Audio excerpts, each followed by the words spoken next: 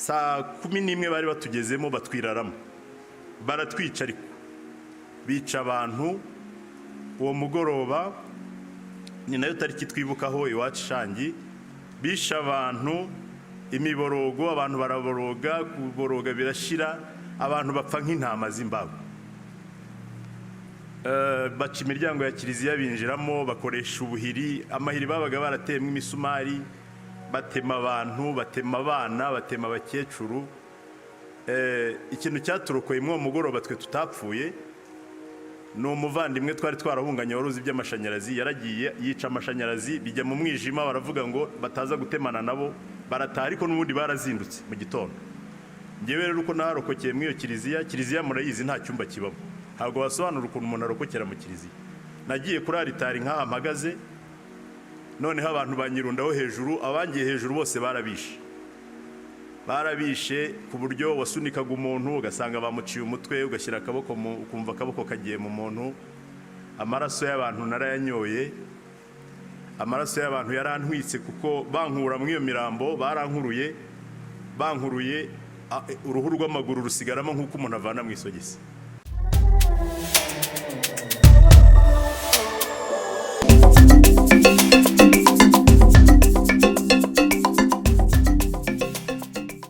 Ndabashimira aka kanya mumpaye kugira ngo nsangize abantu bari hano urugendo rw'agahinda n'imibabaro nanyuzemo kugira ngo mbashe kurokoka jenoside yakorewe abatutsi muri Mata 1994. Munyemerere banze nivuge. Nitwa Theoneste Ngironsanga, nkaba mvuka mu cyahoze ari prefecture ya Cyangugu, komine Gafunzo, secteur ya Shangi, akagari kari Gasharo. Uno munsi ni umurenge wa Shangi, akarere ka Nyamasheke, intara y'Iburengerazuba. Nyakubahwa Perezida wa Repubulika, mbere ya jenoside gatoya, imiryango y'abatutsi n'uwacu urimo ku musozi w'iwacu ni imiryango yarutunzwe n'ubwoba kurusha ikindi kintu icyo ari cyo cyose, kubera ibihe twarimo ubona ko bikomereye abantu. 64 sogokuru muvuga bigwi baramwishe, bamujugunya mu mazi mu kiyaga cya Kivu. Mbere ya jenoside gatoya, babyara ba papa bari batuye Imururu, uwitwa Bucyana perezida wa CDR yapfuye, barabasenyeye, ibyabo barabitwara, barabamenesha, bahungira muri centre de pastoral Inshuti muri katedrali ya Cyangugu. Natwe aho twigaga ku mashuri twaratotezwaga, abana twigana bakadutoteza, n'abarimu bakadutoteza, bagira bati bene wanyu bateye igihugu ariko muzabyishyura. Twabaye mu bwoba, umuntu akabona ko byanze bikunze hari ikintu bihatse kandi gikomeye. Intandaro rero cyangwa imbarutso iba urupfu rwa Habyarimana ku itariki 7 z'ukwa 4 1994. Mu gitondo tubyutse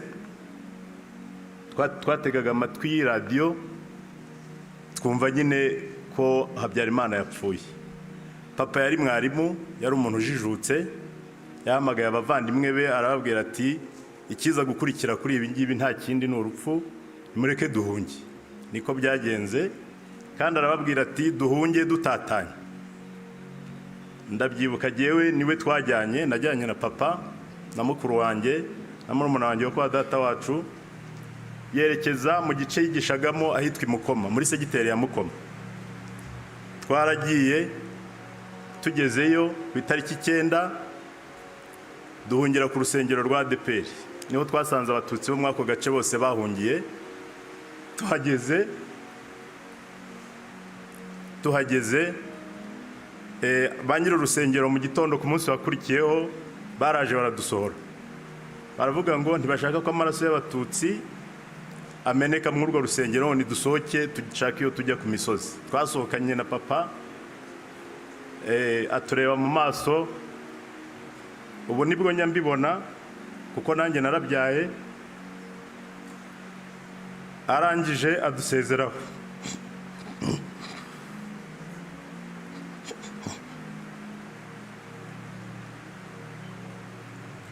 mumbabarire, adusezeraho ahagarara hanze aratubwira ngo nitujye kwa masenge wari ushatse aho ngaho imukoma. Naraminutse mpindukiye murebye azamura akaboko adusezeraho. Ntabwo twongeye kumubona ukundi, twakomeje urugendo tujya kwa masenge.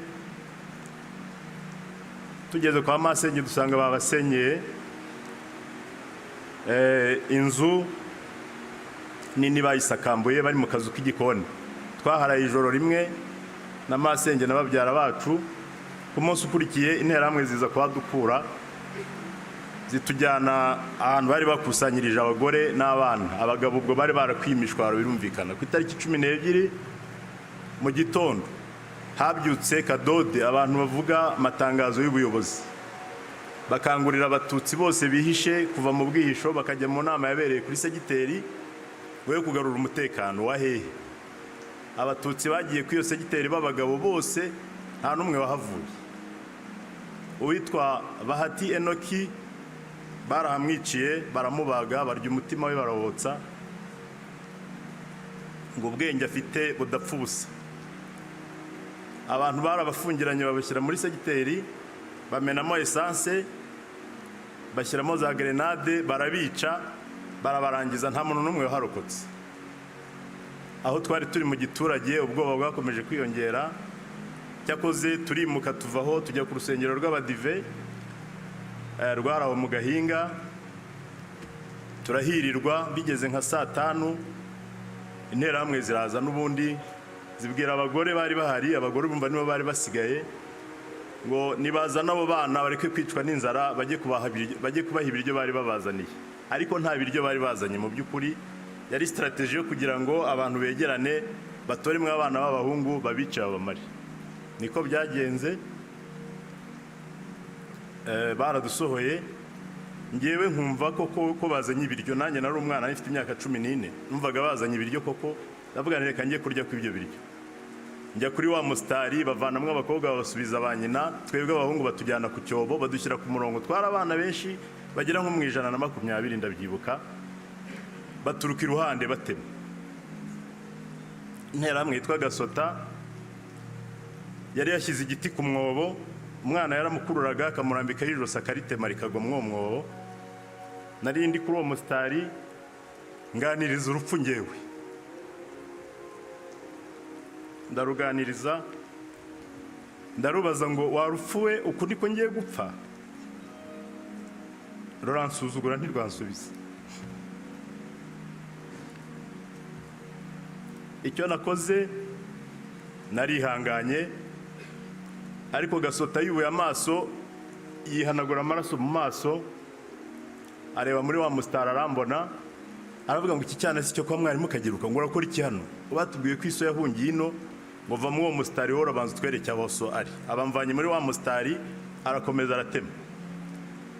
Indi nterahamwe yaraho yaramwegereye sinamenye ikimubajije imfata akaboko irantwara imvana muri uwo mustari anyura inyuma y'urusengero anjyana iwe yaratuye hafi aho ngaho. Arambwira ati nturi umwana wo kwa mwarimu kagiruka hano uzahasiga ubuzima. Shaka ukuntu uva muri iki gice usubira iwanyu Shangi imukoma byakomeye ntabwo wabona uko harokokera. Niko byagenze. Narihisha uwo munsi mw'ibyo bishyimbo. Hari igihe cy'imvura nk'iyi ngiyi nyinshi cyane. Nihisha mu bishyimbo.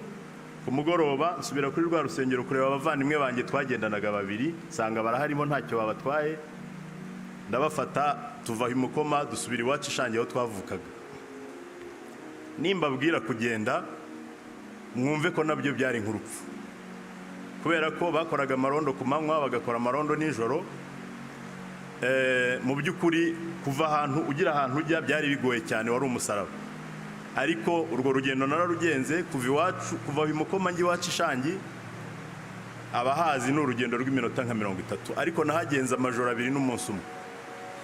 Amajoro 2 n'umunsi umwe bwankereyeho ngeze mu irimbi ry'ahantu biti Gafuba turahirirwa turahihisha. Bugorobye turongera turasindagira.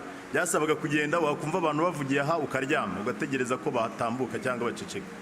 Tugeze iwacu Shangi mu rukerera nigira inama yo kujya kureba papa wo muri batisimo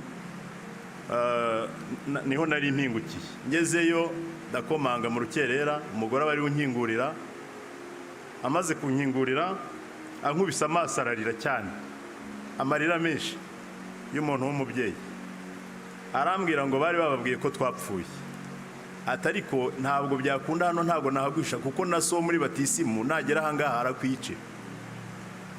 Icyo nakoze, yanshyize n'ubundi ahantu arampisha mu bishyimbo hafi y'inzira ebyiri yamanukaga n'iyatambikaga munsi, ndahaguma ariko nza gusanga naho ndi buhasiga ubuzima n'abo bavandimwe. Dufata icyemezo cyo kuhava, twinjira mu ishyamba ry'umuzungu ahantu Abadage bageze bwa mbere mu Rwanda hari iwacu Shangi.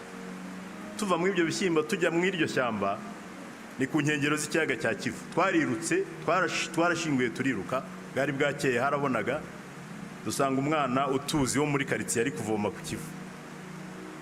Avuza induru aravuga ati mutabare, mbonye abatutsi bo kuba mwari mukageruka, mutabare mutabare. Interahamwe ubwo zahise ziduhomboka inyuma, twinjira muri rya shyamba nazo zituri ku mugongo. Dusanga ahantu bari barakase ibyatsi bya pasiparumu, ikirundo kinini cyane, tubyinjiramo duseseramo hasi. Baraje badushatse mu iryo shyamba amasaha atari munsi y'abiri, bazeyutse batubuze baragenda. Ariko ntibagiye gusa, basize cya kirundo cy'ibyatsi turimo bagitwitse. Baragitwitse, umwotsi udufunga umwuka, ariko Nyagasani urumva imvura nk'iyi utwitse ibyatsi byo hejuru, hasi haba harimo amazi, ntabwo umuriro watugezeho. Twagumye mu ibyo byatsi, tuza kubivamo ku mugoroba. Ariko inkuru y'umwana isubira inyuma. Wa mubyeyi mama wo muri batisimu yaravuze ngo abantu bari guhungira Ishangi ku kiliziya, niho bazarokokera. Ubwo twashyize nzira tugishangi n'abavandimwe, turagenda. Iryo joro ntitwongeye no kugenda twihishahisha cyane, twaciye mu muhanda nyabagendwa, turagenda. Tugiye kugera kwa Padiri Ishangi, tugwa kuri bariyeri y'interahamwe yitwaga Bonaventure, nawe yari mwarimu. Dusanga bacanye ikibeya, bari kurya inyama muri urwo rukerera, banywa za byeri, bafite amarisite, basoma abapfuye, abatarapfa, ibintu byose babaga babifite. Jenoside yari yarateguwe, ababihakana barabihakana, ariko yari yarateguwe. Bahita babwira Bona bati dufasha abana ba mwarimu mugenzi wawe Kageruka Emmanuel. Ati nimubabike, nimbyuka ndabica. N'ubundi ndongera nganira n'urupfu. Ndarubaza ngo igihe nirukankiye nkaba naringezeho abandi bari, ubu naha ngiye gupfira. Abatutsi bari barahunganye inka kwa Padiri, interahamwe zikaza kuzibaka zikazijyana. Muri icyo gitondo hari abari bavuye kwambura abantu inka aho ngaho kwa Padiri, bazimanura bazikubita bazirukansa. Ba bantu bari baducunze ngo Bona abyuka twice, bibagirwa hari ko baducunze cyangwa n'Imana yabahumye amaso kugira ngo tuvaho. Birukanka kuri za nka ngo babatwaye inka barazimaze, barirukanka baratwibagirwa. Batwibagiwe natwe turiruka tujya ku kiliziya. Birumvikana twazamukaga mu mirima nta guca mu nzira. Tuhageze abajandarume baradufata. Abajandarume babaga bahari, ntabwo babaga barinze abantu, ahubwo babaga bari kudufata ku jisho. Baradufata, hagati aho babandi nabo birukanse ku nka bagarutse batwirukanseho, n'ubundi baraza basanga abajandarume baturyamishije aho hasi. Umujandarume umwe akavuga ngo nibaturekure baduhe izo nterahamwe ziye kutwica. Undi warimo witwa Faustin akavuga toya, aba bana niba babacitse bakaba batugeze mu maboko nibinjire bazapfira rimwe n'abandi. Twinjira mu kiliziya gutyo. Tugeze mu kiliziya Ishangi dusanga harimo abantu benshi. Abantu bahazi Ishangi ni ikigo kinini, hari kiliziya ishaje, hari inshyashya, hari amashuri, amasogonderi, primeri, ibibuga, hari huzuye abatutsi kuko urwibutso rw'iwacu no munsi rushyinguyemo imibiri y'abantu 17,300 n'imisago, kandi bose baguye aho ngaho. Turinjira, abantu bari buzuye mu kiliziya, ababyeyi, abana, abagabo b'inkomere, ntacyo kurya, ntacyo kwifubika, ari imiborogo. Mu by'ukuri kuhagera byaragahinda. Cyakoze ngezemo nsanga mama arahari n'abashiki banjye bo barahageze. Tuhageze tubabwira inkuru ko data yapfuye, ko bari baramwiciye aho ngaho imukoma. Arababara ariko nta kindi yari gukora. Tuguma aho ngaho mu buzima bushaririye bubi butagira kirengera. Abapadiri twahungiyeho, Musenyeri yaraje arabatwara badusiga muri iyo kiliziya twenyine, nta mupadiri uhari. Adusigira umupadiri umwe w'imbuza kurahira witwa Amategeko Matusi, arafunze ubu ngubu bamukatiye burundu. Yari umwambari w'interahamwe. Icyo yakoraga ni ukuzana abantu interahamwe akazizana gutoranya abagore bajya gufata ku ngufu, abantu bashaka kwicwa akabazana akabaha interahamwe zikajya kubica. Nuko twabanye n'uwo mupadiri kuri paruwasi, tuba mw'ubwo buzima. Buri munsi twarwanaga n'interahamwe zaje kutwicamwo abantu, zikaza zikica nk'abantu 100 zikagenda, ejo zikagaruka, ibitero bigenda bihinduranya, ariko tukirwanaho dukoresheje amabuye, dukoresheje imyase, dukoresheje ibishoboka byose tukirwanaho. Baje kubona rero ko bitazakunda twirwanaho bitihutisha jenoside nk'uko bari barabiteguye. Sous-préfet Munyengabe Theodore yavukaga iwacu, yaraje kudukoresha inama avuga ngo impamvu interahamwe zidasiba kuza ngo nuko tuzirwanya, ngo nitutazirwanya ntizizagaruka.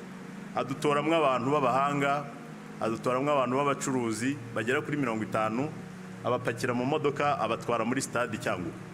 Dusigara tumeze nk'ingabo zidafite umutware, tutazi icyo gukora, tutazi igikurikiraho.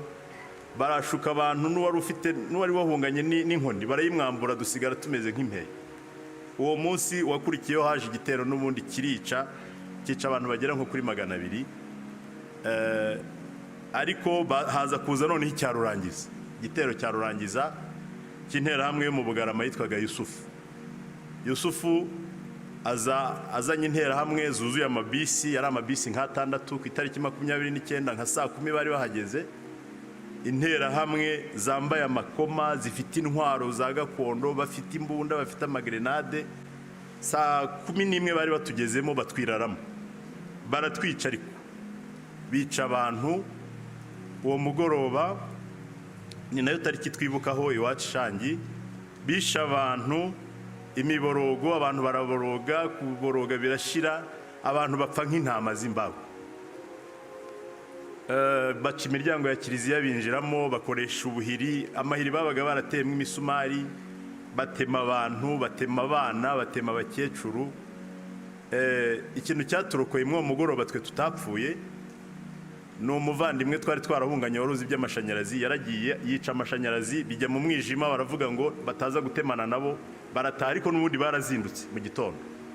Ngewe rero uko naharokokeye mu iyo kiliziya murayizi nta cyumba kibamo, ntabwo wasobanura ukuntu umuntu arokokera mu kiliziya.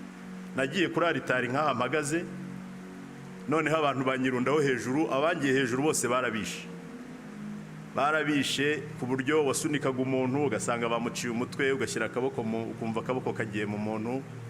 Amaraso y'abantu narayanyoye, amaraso y'abantu yarantwitse, kuko bankura mu iyo mirambo bankuruye uruhu rw'amaguru rusigaramo nk'uko umuntu avana mu isogisi. Mvamo ndagenda nihisha mu gikari muri garderobe y'abapadiri, nyiyubikaho.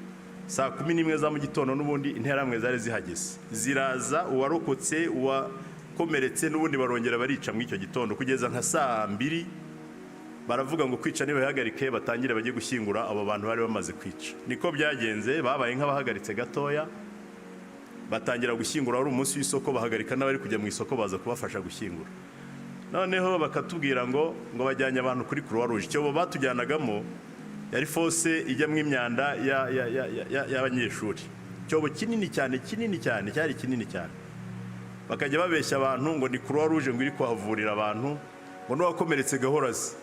Umuntu akagira ngo koko hari Croix Rouge. Icyo cyobo nakigezeho, ubu mu ndeba ndi umurame.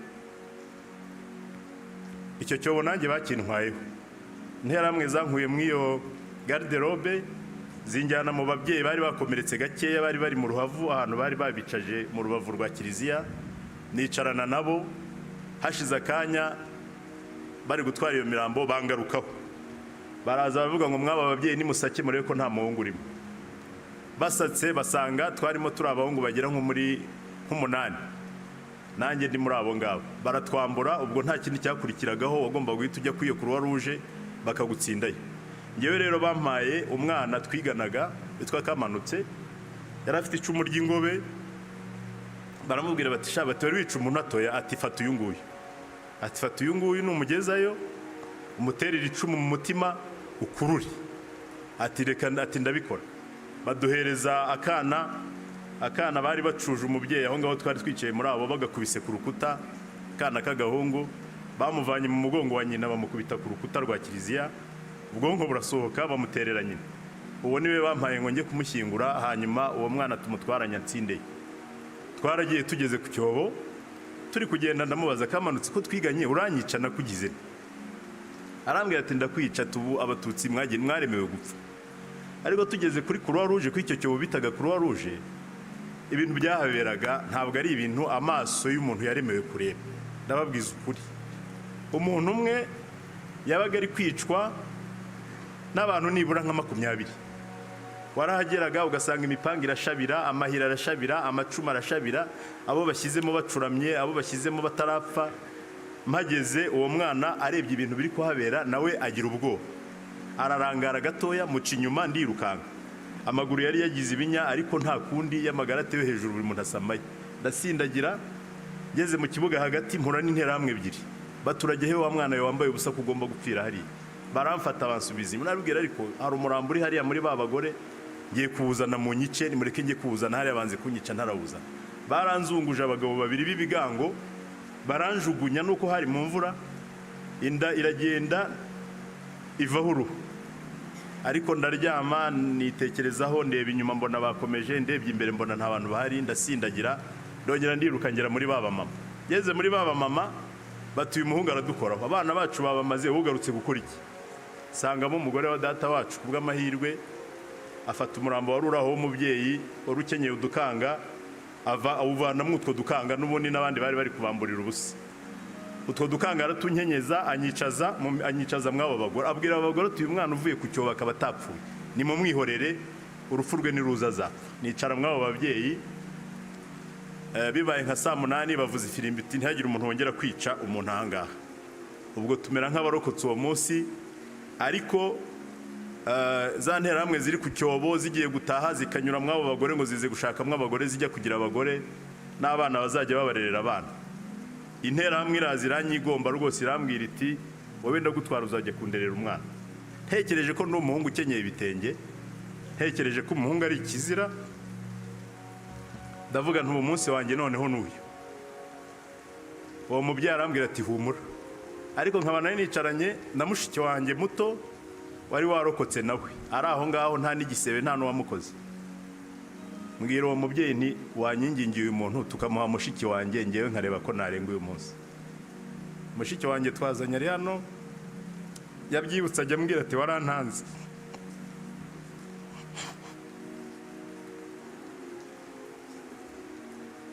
Ariko yaragiye, abo bantu bamutwaye baragiye, arera abana babo koko, akagererwa ahetse abana, ariko baramurengera ntibamwica, ararokoka.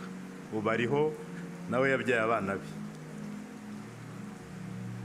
Aho hantu twarahagumye, burira ndaharokokera, dusigara turi abantu bakeya. Abantu urumva ahantu ari ibihumbi 17 n'imisago bahaguye, twari dusigaye turi abantu, abagore n'abahungu, twana tw'uduhungu duke cyane. Abantu bari bashize mu by'ukuri, twari dusigaye turi mbarwa.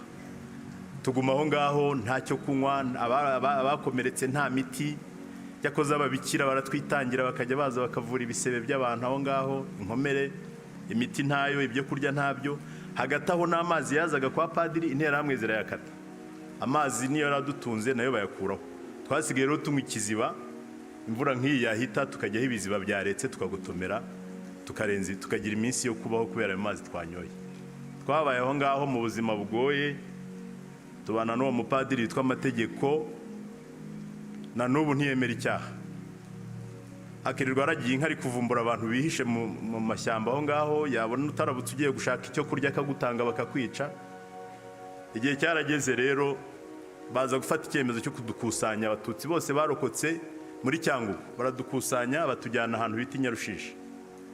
Ntabwo bari bagiye kudukiza mu by'ukuri. Nyarushishi yari centre batwegeranyirijemo kugira ngo bazabone uko batwica, ndetse bavugaga ko ngo bazaturenza ku mubyeyi, ngo nibashyingura Habyarimana nibwo bazatwica nyuma, ngo batworose umubyeyi. Tujya Nyarushishi. Nyarushishi nimvuga Nyarushishi ni umusozi utabaho inzu, ni umusozi, ni ahantu hatari ubuzima, nta mazi, haba imbeho nyinshi. Baragenda abavuye Ishangi, abavuye kuri stade, abavuye Imibirizi, abavuye ku Kibuye, hari n'abi Butare bari bahazanye. Ngeze aha rero ikintu cyitwa zone turquoise cyari muri kiriya gice cy'iwacu, cyatumye twebwe jenoside ikorwa igihe kirekire. jenoside yararambye, interahamwe zabonye umwanya uhagije wo kwica abantu, zarishe ziriyongeza, hanyuma umuntu warokokeye muri kiriya gice nawe ni umurami, ni inkirirahato. Ni inkirirahato, ni ukuvuga ngo ntabwo umuntu yasobanura ukuntu yarokokeye muri zone y'Icyangugu. Bagambiki n'abambari be barabicanyi bo ku rwego rwo hejuru, ubwicanyi babukoze neza bisanzuye, bica abana, bica ababyeyi, bica abakecuru, isi yose mbese barishe barimonogoza. Ubwo twageze Nyarushishi, HCR ikaza ikaduha uduhema tukazingazinga tukajyamo, ikatuzanira n'ibyo kurya Croix Rouge. Hashize itariki 23 z'ukwezi kwa gatandatu, ubu ni wo munsi wacu wa nyuma twagombaga gupfaho.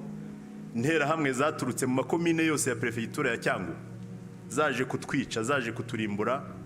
Zarahageze ku bw'amahirwe, umuyobozi bavuga menshi yari Lieutenant Colonel, bavuga menshi yari Lieutenant Colonel ashinzwe gendarmerie.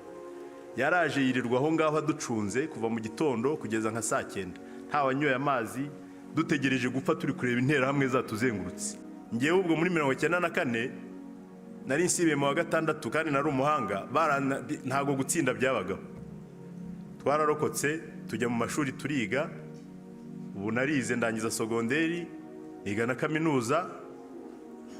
Abana banjye mfite abana 4 bariga bose, nabahanga. Umwana ariyigira agatsinda akajya ku ishuri. Nyakubahwa Perezida wa Repubulika, mwarakoze cyane.